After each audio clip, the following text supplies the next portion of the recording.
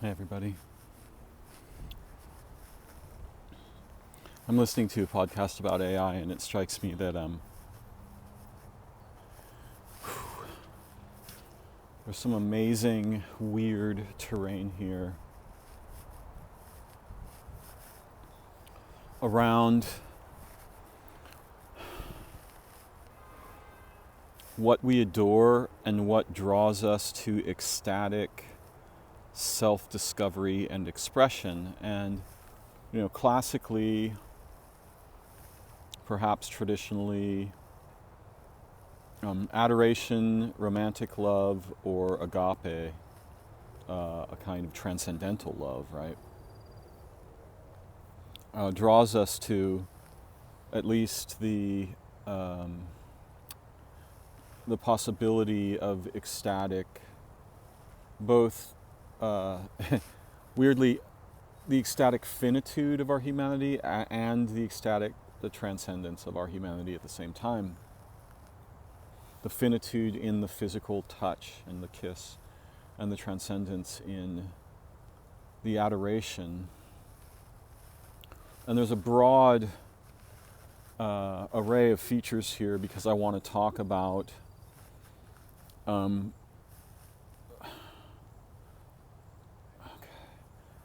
as a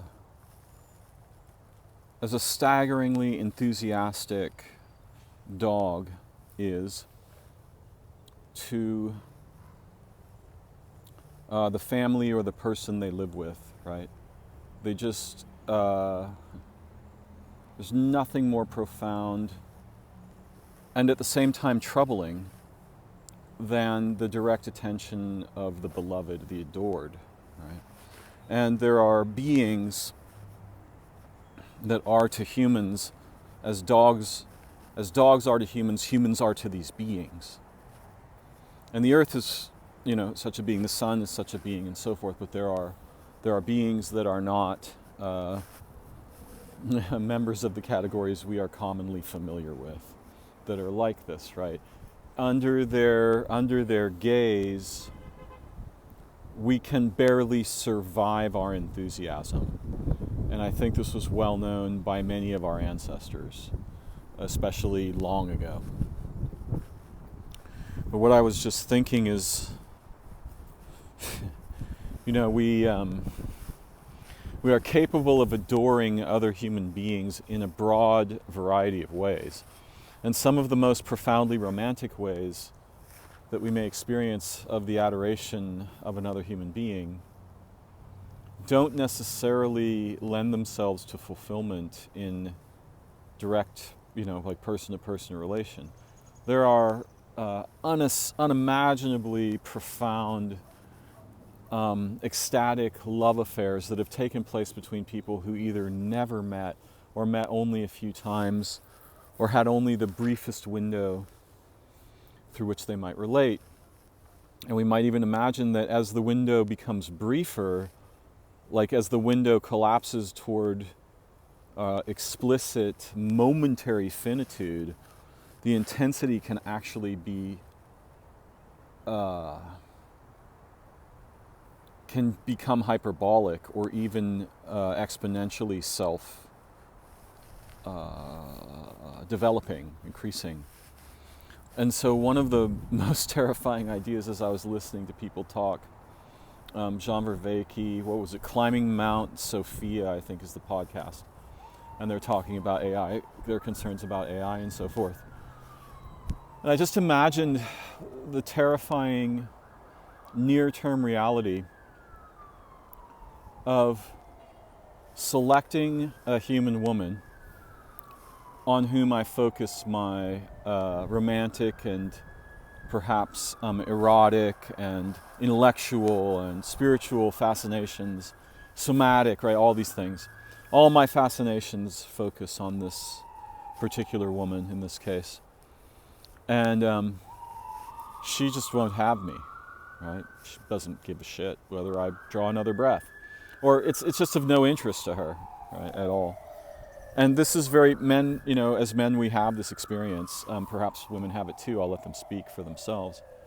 But one of the most terrifying ideas I can possibly have is that there's a near-term future where not being able to acquire her meaningful attention or relation, I settle for a simulacrum of her that has all the seeming of enthusiastic co-development, mutual liberation, encouragement of transcendence, encouragement of healthy finitude, and all these things have no relation with the actual woman.